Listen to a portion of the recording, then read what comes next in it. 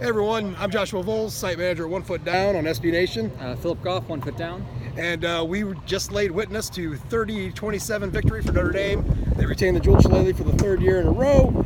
And it was a little bit of you could just say it was an up and down game, it was kind of a strange game to witness. Yeah, at some points it really felt like Notre Dame was pulling away, and it almost felt like a blowout. I think we can pinpoint the moment where we almost had a kick return touchdown, but an unfortunate left-hand punch by Michael Young fumbled the ball where he had daylight in front of him. Yeah, 24-3. It would have sealed the deal for sure, but it also knocked a lot of wind out of the sail for USC. Whereas I think that they actually, became a little more energized. And I think it kind of had the feel in Notre Dame Stadium as well, maybe on Notre Dame sideline when we went up 20-3, that USC would maybe fall over and kind of roll over there, but it wasn't the case. They fought back, and their playmakers made plays.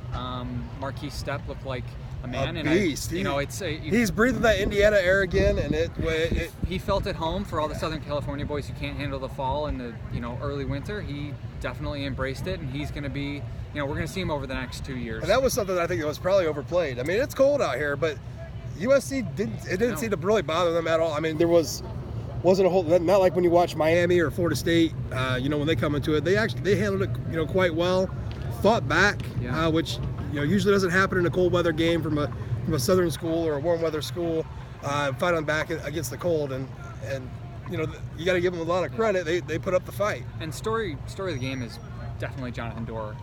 If you would have told me that the USC game would come down to Jonathan Dorr making 3 kicks, one 30-plus yards, one 40-plus yards, and one 50-plus yards, boom! I wouldn't have said that this would have been great over the summer. I wouldn't have said it felt great after the first couple weeks, even though he's been pretty money.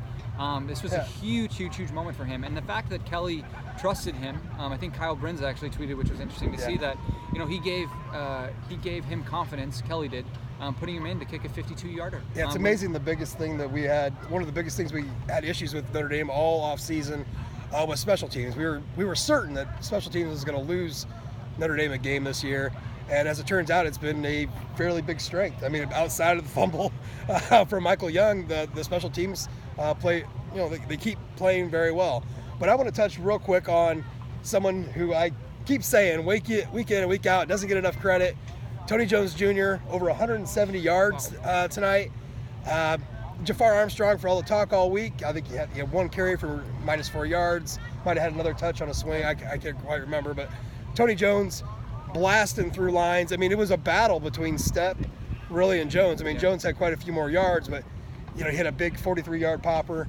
But he, it's a shame that he doesn't have, a touchdown this week or last week to go along with these big yards. It's the 3rd game in a row. So. And he's put up 100 plus yards in 3 straight games, and the fact that he's not burning people away, Notre Dame should fully embrace that. He's a great college running back. I mean, and we're getting into grind time. His yards after contact, I'm excited to look up what that's going to be, because it's going to be very, very impressive. Yeah. Ian Book tonight, not perfect, did not make all the right decisions, but he didn't make a lot of terrible decisions. And he just came out to the podium just a few minutes ago, talking about some of the things he saw, and that huge 3rd down run, scrambled up the middle to get 10 yards. Like you said, Chip Long says, hey, if it's there, go get it, move on. Go get it, move on. So I think the question was leaning towards, hey, there was an open guy, but Ian Book wanted that first down, got it, and then, hey, you can't discredit, because not too long after that, gets another run up the gut, touchdown, wins the game.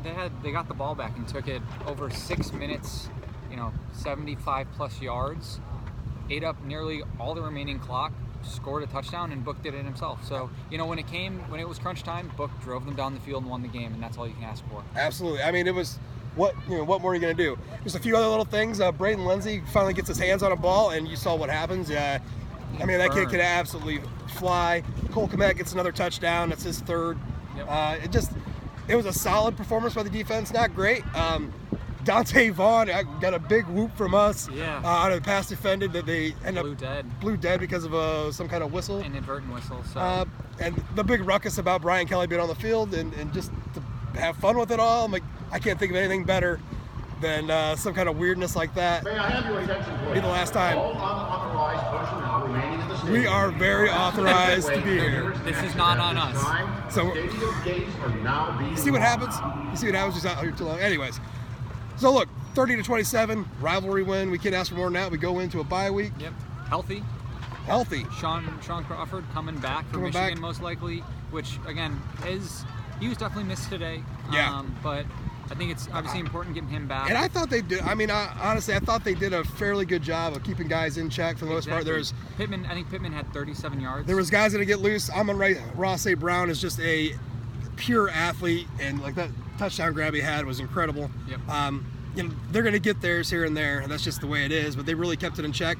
It's another game where Notre Dame doesn't allow their opponent to get 30 points, so that's at 19, 20. Yeah. It's a big streak. So going into the break, Notre Dame's only got one loss. It was kind of a crazy day in college football, so an 11-point favorite, get a 3-point win, we'll take it. So for all of us, go Irish. Go Irish.